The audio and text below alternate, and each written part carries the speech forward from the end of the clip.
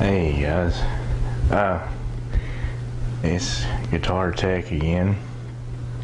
I'm going to discuss what EMG Pickup is, and I'll tell you one thing, these are some awesome pickups. These are very, very, very good. As you can see, this is EMG 81. And they create the hottest tone. They actually have a preamplifier built in these. It's not a passive. It's not passive. It's not a passive pickup. It's active, which means it's actually got preamp circuitry in here. In this type of kit, you have a 3-pin header. No soldering required in this kit. In a Zach Wild EMG 8185 pickup set, there is no soldering that you have to do. Everything in there is pretty much plug and play.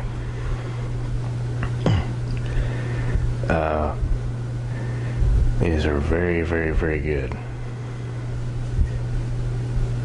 They create a really, really, really rich, warm, hot tone. They sound awesome through solid state or tube. They'll pretty much make your solid state end come to life. I mean, they really make them sound amazing, you know. Now, there is some circuitry involved that this has to plug into. There is a bus circuit in the guitar itself that both of these hook to. First thing, these are wired in parallel circuit.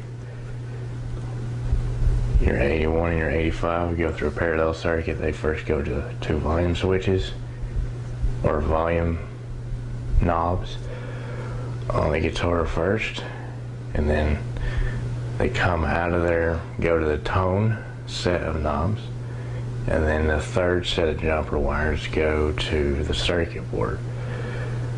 And then out of the circuit board it goes to the input. Then you've also, on the other side of the board, you've got power. Your power side of the pickups plug into that. They can both, that entire bus and everything can be powered. Both of these can be powered just with one 9-volt battery. It's not 2 9-volt batteries, but just one 9-volt battery has to sit in the cavity area to power all this circuitry and whatnot.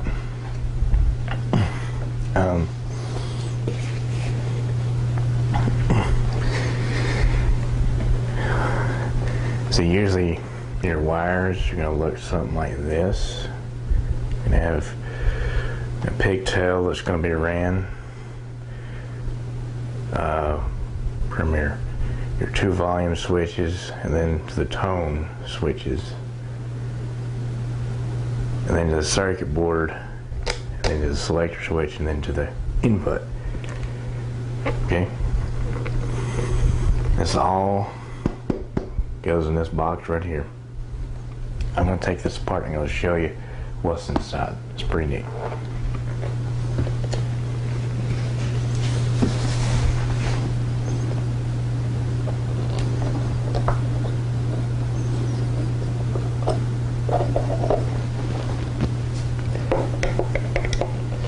Just have to give me a second here. I'm going to take these 3 screws out.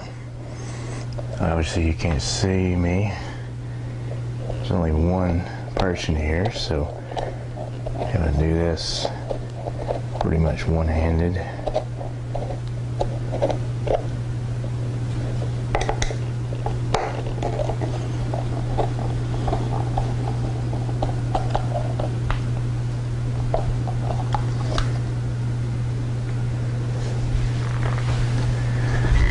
Okay, this is what's inside. If you could see this,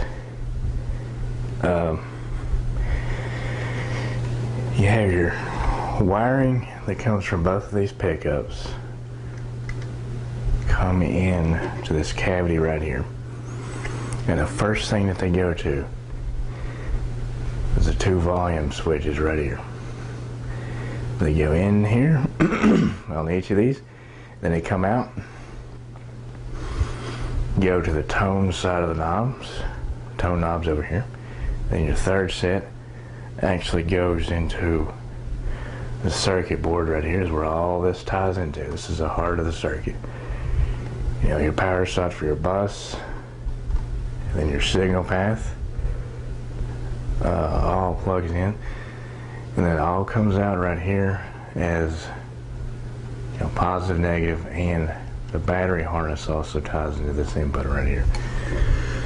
So as soon as you unplug this, that circuit is off. This serves as a switch.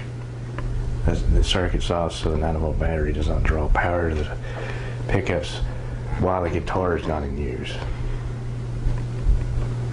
It's a pretty simple setup.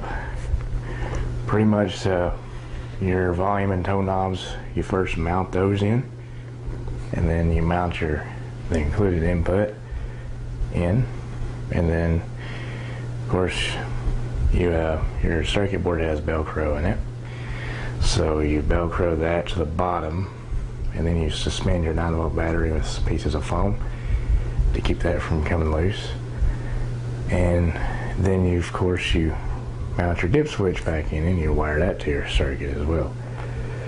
Now that's the only thing that does not use plugs, is you're using your original dip switch from your original guitar out of your original pickups.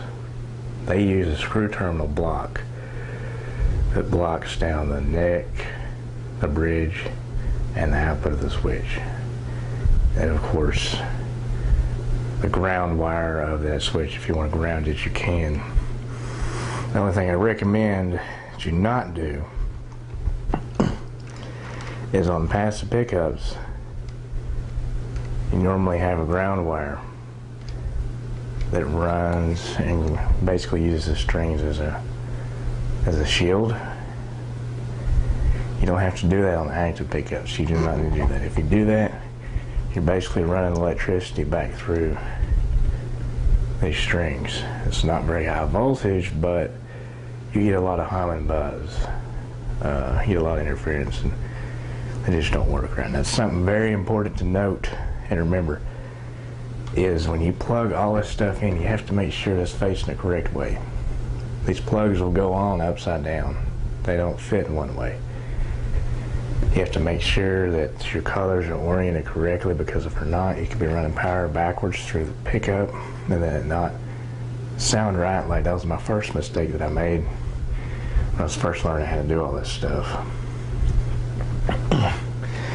But yeah, overall this is a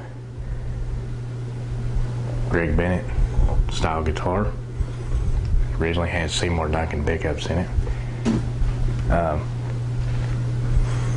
And I'm going to show you what the original pickups look like.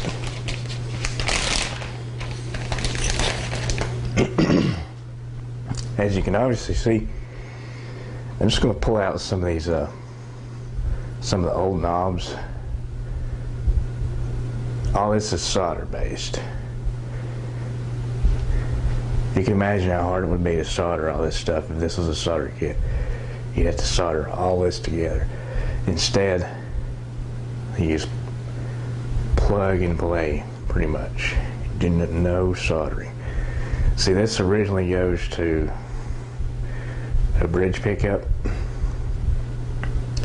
and then goes to the volume and tone knobs that are sitting like this in a guitar.